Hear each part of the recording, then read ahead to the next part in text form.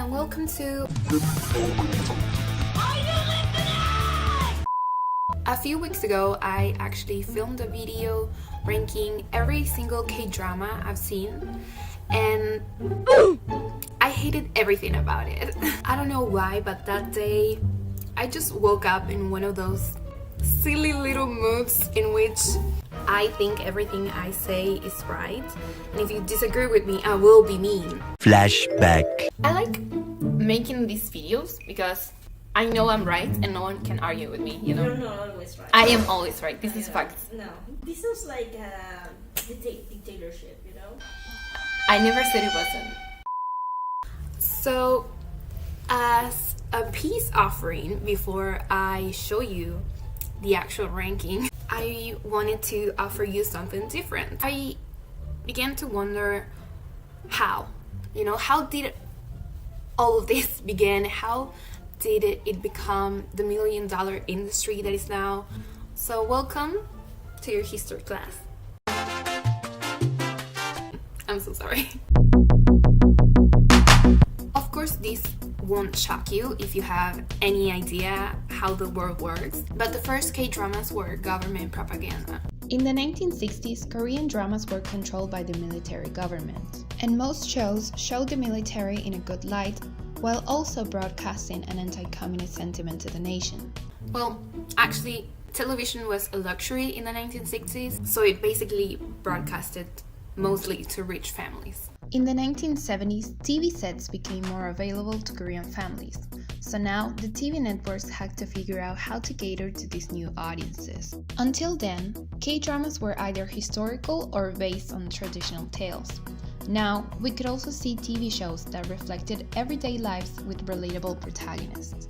TV networks started to invest in producing and promoting dramas, and they naturally became the preferred form of family entertainment. However, the topics of these new dramas upset the military government that started to put up restrictions as to what could and could not be shown on TV, as well as the amount of time a TV network could broadcast dramas. Now it's the 1980s and television is in color. Influenced by Japanese dramas, Korean dramas now depict the love life of young people, catering, of course, to young audiences. Also, because of the country's rapid urbanization, K-dramas that depicted small farming villages became very popular. A quick fun fact I found out while doing this was that in the 80s there was a drama based on the life of South Korea's future president, Lee Myung-bak, I think, that was called Time of Ambition. And the actor that starred in it became the minister of the Ministry of Culture during his presidency. During the 1990s, K-dramas modernized and now ran for only one season. Soundtracks became massive hits on the record charts, and traffic even reduced during broadcast times. In the 2000s, because of the internet, TV networks decided to cater to international audiences. Influenced by successful American TV shows, the 2000s saw the rise of action-packed K-dramas and crime investigation shows. Female-led K-dramas became super popular, with a lot of filming taking place overseas and K-pop artists participating in the soundtracks. Historical dramas made a comeback, but now the shows counted with modern storylines against a historical background. In the 2010s, web dramas became more and more common, and the romance fantasy genre dominated the decade, as well as TV shows adapted from popular webtoons. Nowadays, only the first 4 episodes will be shot before starting a broadcast. Scripts aren't entirely finalized, and changes to them may be made based on viewer feedback during the course of a K-drama. Which is a bit ridiculous to me. If you've ever made the mistake of Googling a K-drama you liked, you have probably stumbled upon actors' controversies. If any scandal breaks while the show is being aired, the network can cut actors off the series. For example, when Kim Min-woo's ex-girlfriend came out and said that he had cheated on her, while nevertheless was being broadcasted, the network cut out his scenes for the last episode. Or imagine my surprise when I looked up the cast of Hello My Twenties and fucking Anu was in it, despite me not spotting him at all throughout the whole show.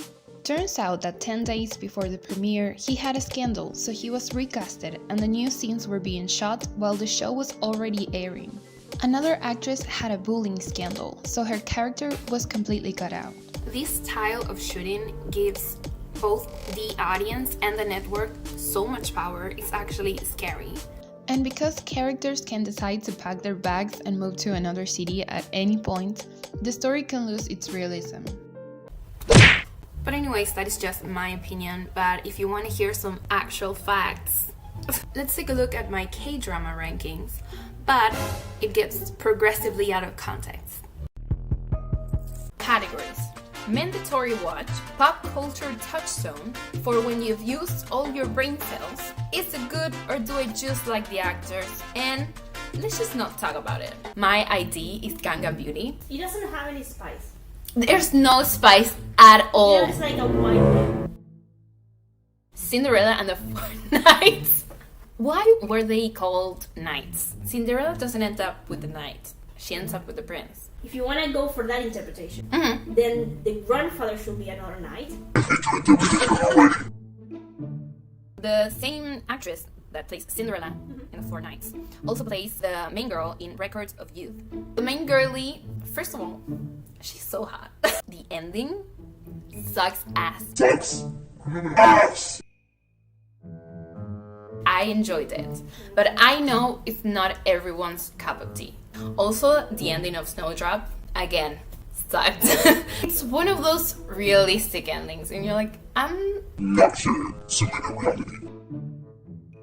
Something in the Rain, you're not Nuna material. They were actually really cute. You know, I'm not one of those feeling peoples, you know? But if you say they were cute, They were cute. They must have been robots. Her private life, I'm in my 30s. Why am I taking pictures of a child? Romance is a bonus book. Do you know the main guy's MBTI? No? He's an INTJ. Really? Makes sense. Yeah, it does, actually. It does, because he never talks about his feelings and he treats her like shit all the fucking time. I know.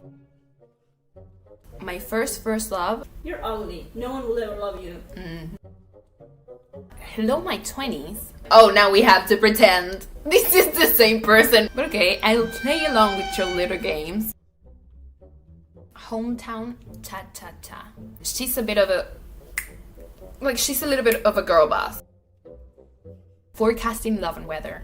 In order for a show to be entertaining for me, it also needs to be educational. I know what I'm saying is the nerdiest thing you have ever heard in your life, okay? We don't know where they work! He was so fucking dumb, I wanted to punch him in the face.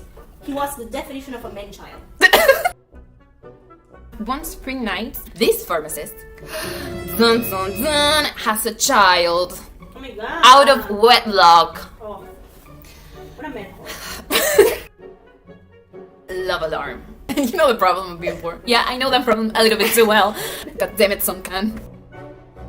True beauty. But see, that's just like your face. Your face is there.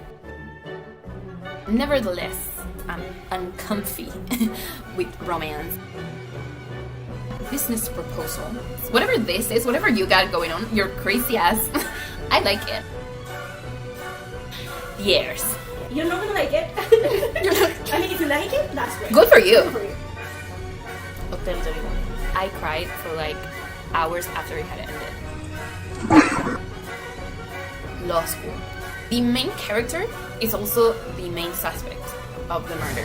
He had his reason. No, I mean, You like really defended it, man. crash landing on you. Like there were no lots of things in the movies. My Holo Love. They say like you can have a hologram or you can have a real person, and she's like, fuck no, girl, you're down bad for a computer. It's not okay. It's okay not to be okay. I knew I was neurodivergent before coming into the show, okay? She's too similar. Like too close for comfort, you know? My name. So she wants revenge, and she will get it. She wants to kill some people, and she will. Every time she kicked someone in the face, I was like, I wish that were me. Startup. Juliana suggested I create a new category just for this one called It's Good, but I'm way too involved. Because it's just my fucking birthday. He was the same. It's not the same. Insulting people and make them feel like shit is not a good way of showing that you care and you love them. I can't hear right now.